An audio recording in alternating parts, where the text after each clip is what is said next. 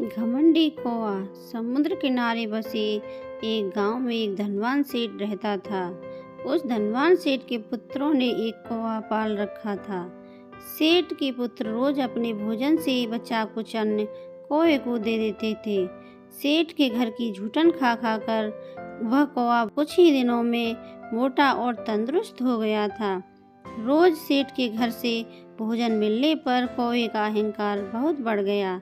अब कौआ अपने श्रेष्ठ पक्षियों को भी तुच्छ समझने लगा।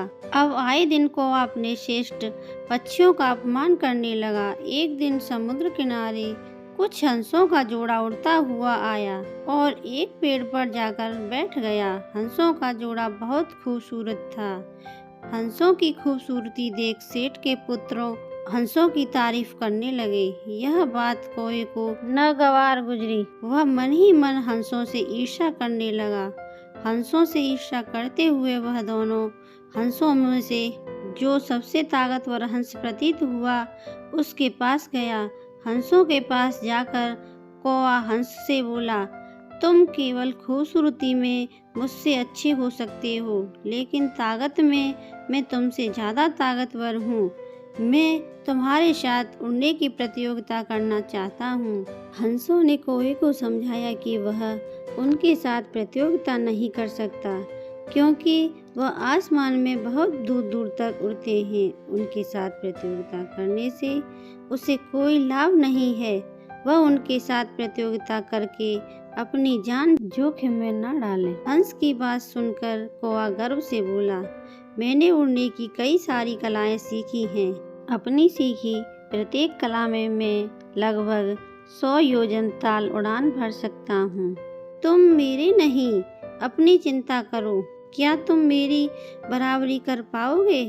हंस कौए की बात सुनकर मुस्कुराया और बोला, मित्र, हो सकता है कि तुम उड़ान की कई सारी कलाएं जानते होंगे, लेकिन मैं सिर्फ एक कला जानता हूँ जिससे सभी पक्षी उड़ते हैं। मैं उसी कला से उड़ान भरूंगा। हंस की बात सुनकर कौवे का अभिमान और बढ़ गया। वह बोला, हंस, तुमने जीवन में उड़ने की ज्यादा कलाएं नहीं सीखी हैं, इसीलिए मैं तुम्हें आसानी से हरा दूंगा। अब तुम हार देखने के लिए तैयार हो जाओ।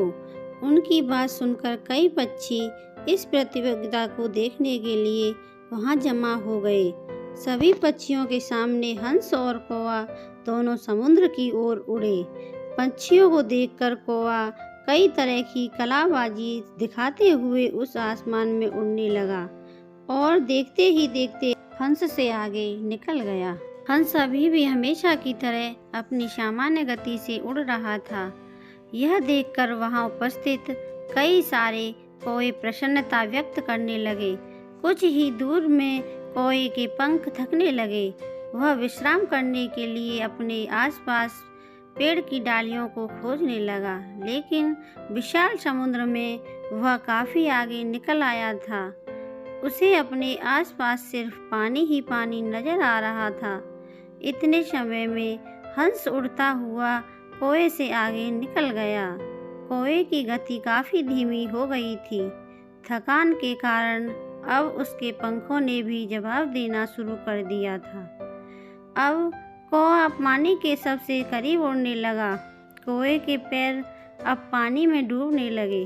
कौवे को डूबता देख हंस कौवे के करीब आया और बोला, मित्र, तुम्हारे पैर और पंख बार बार पानी में डूब रहे हैं। यह तुम्हारी कौन सी कला है? हंस की बात सुनकर कौवा बड़ी ग्लानि के साथ बोला, मित्र, मुझे माफ कर दो। हम कौवे सिर्फ काँव काँव करना जानते हैं। हम भला इतनी ऊंची उड़ान कैसे भर सकते हैं? मुझे अपनी गलती का एहसास हो गया है। हे मित्र, मुझ पर दया करो। मैं डूबने वाला हूँ। कृपया मेरे प्राण बचा लो। जल में डूबते हुए अचेत कौवे को देखकर हंस को दया आ गई। उसने कौवे को अपने पैरों में पकड़कर समुद्र किनारे छोड़ दिया। धन्यवाद दोस्तों। अगर आपको यह कहानी अच्छी लगी हो तो वीडियो को लाइक करें, चैनल को सब्सक्राइब करें।